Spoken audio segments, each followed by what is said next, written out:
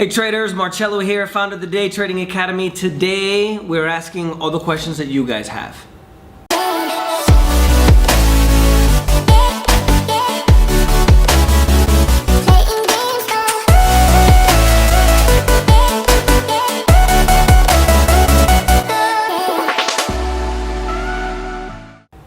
So make sure you guys leave the questions with hashtag AskMarcello, no H, 2 L's. I'm gonna pull some of the questions that I think are pretty interesting. Obviously, I'm gonna try to answer all the questions. I think I have over 150 questions here that you guys have asked. So I really appreciate you guys' interest. Obviously, you guys are trying to learn everything about the markets to get your financial freedom, the same that I was trying to do 15 years ago in this industry. So I really appreciate it. Let's go ahead and start with the first one. This is from FVM. If you guys could do me a favor, just leave your name and the city or country that you're from. So this one's even better than the last time. Learning is earning. Does Bitcoin have potential to be a safe haven play when the crash happens? Or is it likely to be a sell first, ask questions later scenario? So I have a very different thought process of Bitcoin, and I know that all the Bitcoin fanatics, when they see this video, are gonna say, no, he's lying, it's not true. Because obviously, whenever somebody loves something, you know, nothing can be wrong with it, right? So Bitcoin right now is already being used as a safe haven. People from Argentina, when the crisis was there, people in Venezuela, in Nigeria right now, they even have, this might not be exclusive to Nigeria, but they have Bitcoin wallets that are connected to gold and silver. So your Bitcoin is literally backed by gold and silver. It's revolutionizing the industry, the financial industry. I don't know if you guys know this. I forgot where I read this. Most of the banking systems in the world, especially the United States, run off Windows Vista. That was a platform, from 10 years ago? So Bitcoin is definitely revolutionizing that, and the reason why Bitcoin is reaching record high after record high, Ethereum, which is another popular alternative to Bitcoin, has reached another record high this last week, which was June 5th to the 9th. So it's already becoming a safe haven, right? Because people think that it's secure. People think that putting their money where the government can't touch it is the best way to preserve your wealth. I don't believe personally, FVM, that they're going to keep permitting Bitcoin to be quote unquote out of the financial system. So one of the things that most people don't realize is that we've had 3 central banks in the history of the United States. 3, right? Most people only know about this one.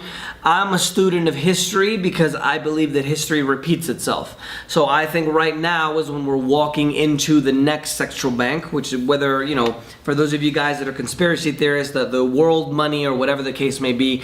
So I personally don't invest in Bitcoin for that reason. I prefer to invest in things like gold and silver because I believe Bitcoin is going to explode. It's going to definitely reach record highs. It might go to 10 or 20,000, whatever the case may be.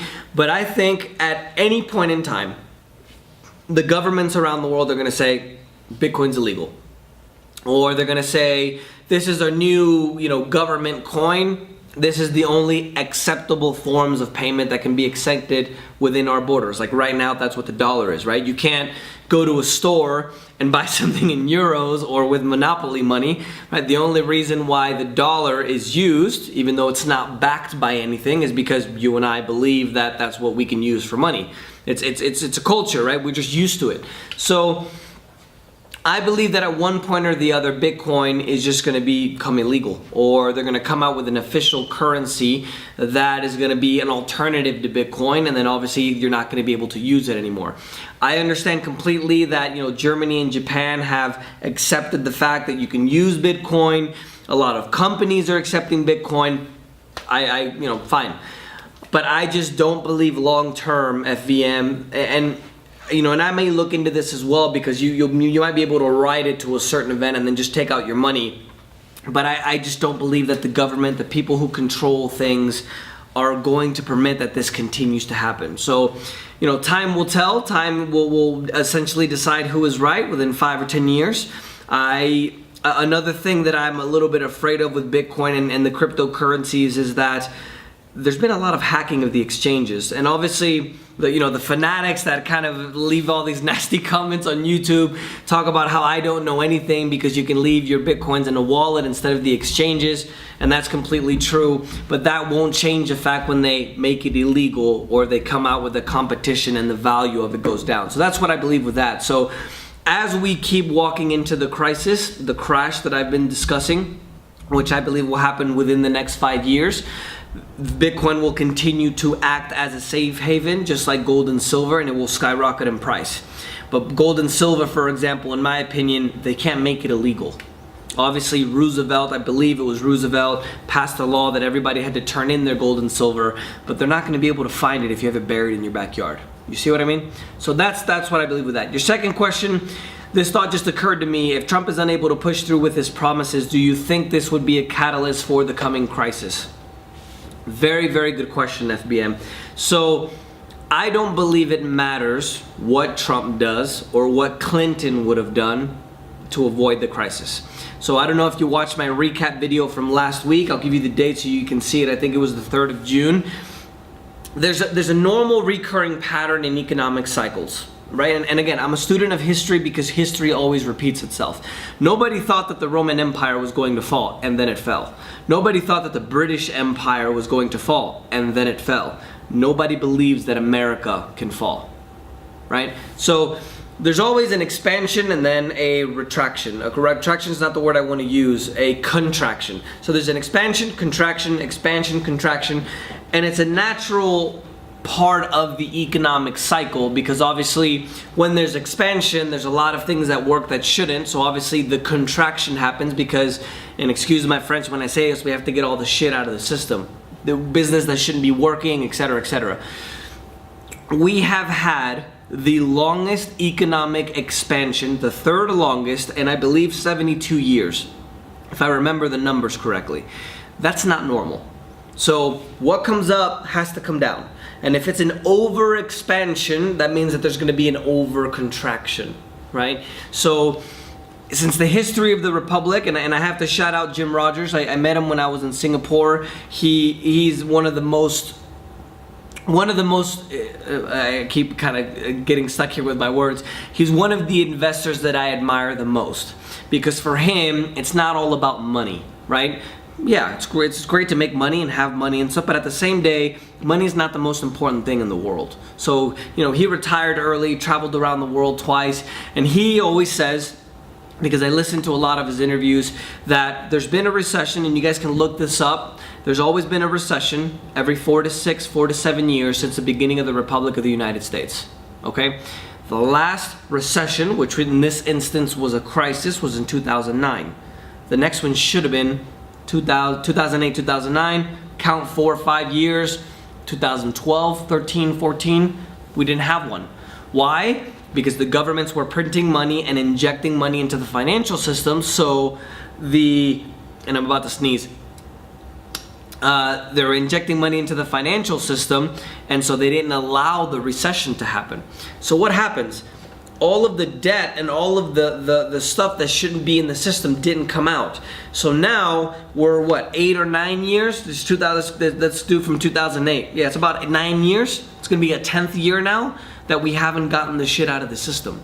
So that's why I believe the crisis is coming. You can't escape numbers. You can't escape facts, right?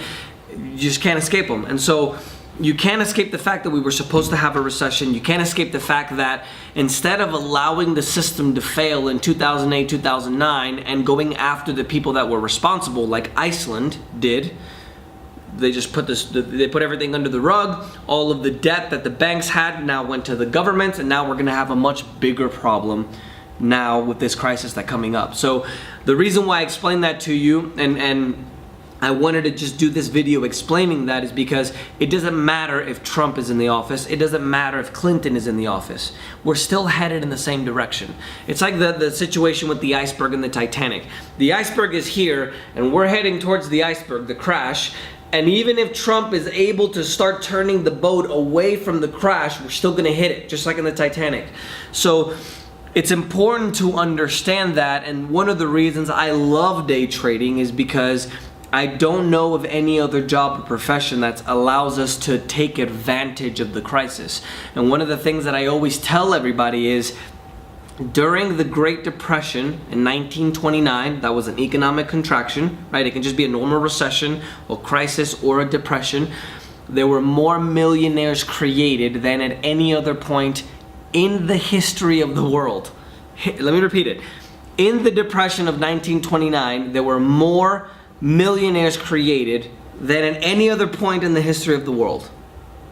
So I want to use this crisis to make money, because I don't know of any other job, any other profession, anything else that you can do where you can make more money when things are bad than when things are good. So thank you very much for the question, FVM.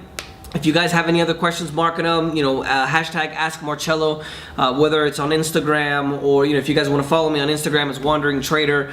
I'll pull all the questions. I'll make sure to do videos for all you guys, following up with all the questions you guys have. Thank you again for all the questions that you guys did give me. I think I'm a little bit flustered. I think I'm a little bit flustered from the actual interest that you guys have, so I really, really appreciate it. Obviously, it's my pleasure. I'm very humbly saying thank you, because I would have never imagined that you guys would take what I say with such vigor. So thank you again. Mark all the questions with Ask Marcello, and we'll talk to you soon.